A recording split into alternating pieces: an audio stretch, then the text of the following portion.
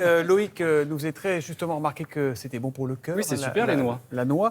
C'est la journée mondiale de l'insuffisance cardiaque. Et il y a beaucoup de questions sur le sujet avec le QR code et le hashtag. On vous répond, Julia. Oui, la première question vous est posée par Henri. Elle nous vient de Roubaix. Comment fait-on le diagnostic d'insuffisance cardiaque, docteur ?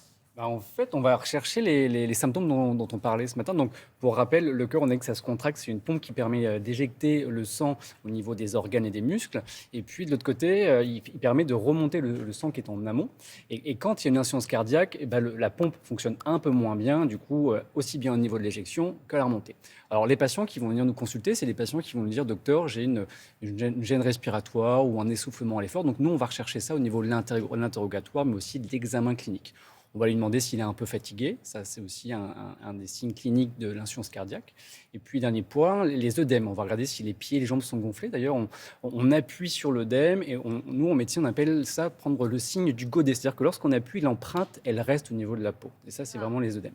Ensuite, on va utiliser aussi des examens complémentaires. On peut faire une radio des poumons pour regarder la taille du cœur. Généralement, dans l'insuffisance cardiaque, la taille du cœur est plus grosse. Vous et moi, le cœur, normalement, c'est la taille du poing, voire une fois et demie. D'accord ? C'est la taille de votre poing un peu plus gros. Sur une insuffisance cardiaque, c'est un peu plus volumineux également. On peut le voir à la radio. Et puis, ce qui est intéressant, c'est l'échographie, dans laquelle on va pouvoir voir la contraction du cœur et voir s'il éjecte bien, et l'avis d'un cardiologue. Bon, donc il y a tout un arsenal. Oui. Question suivante, elle nous vient du Doubs de Besançon. Marie-Odile, je n'arrive jamais à mesurer mon pouls. Faut-il le prendre au poignet ou au niveau du cou ?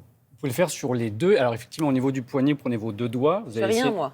Si, vous en avez. Vous avez un cœur énorme. Sur le côté, Julia, au niveau de l'artère radiale qui passe ici, vous comprimez et puis vous allez sentir une pulsation.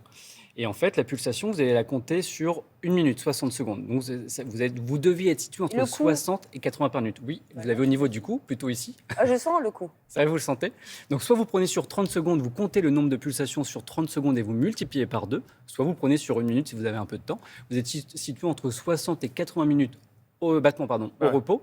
Et bien sûr, dès que vous faites un effort, ça va s'accélérer. Et ce qui est intéressant de regarder, c'est aussi le rythme. Vous allez voir que c'est très régulier. C'est un chef d'orchestre, le cœur, c'est très millimétré. Et parfois, on arrive à sentir qu'il n'est pas régulier. Donc ça, c'est une arythmie.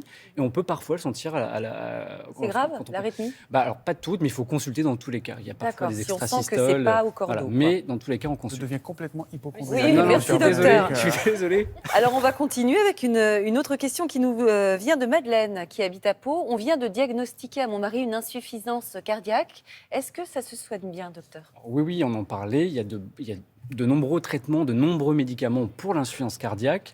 On va jouer sur les différentes composantes dont on a parlé il y a quelques minutes. Et par exemple, on va jouer sur la tension, parce qu'on sait très bien que si la tension est trop élevée, le cœur il a beaucoup de mal à éjecter dans les artères, parce qu'il y a de la résistance derrière le cœur. On va également mettre des médicaments qui vont permettre au cœur de mieux travailler. On lui permet de prendre son temps pour bien éjecter le sang. On essaye de pallier à cette insuffisance cardiaque.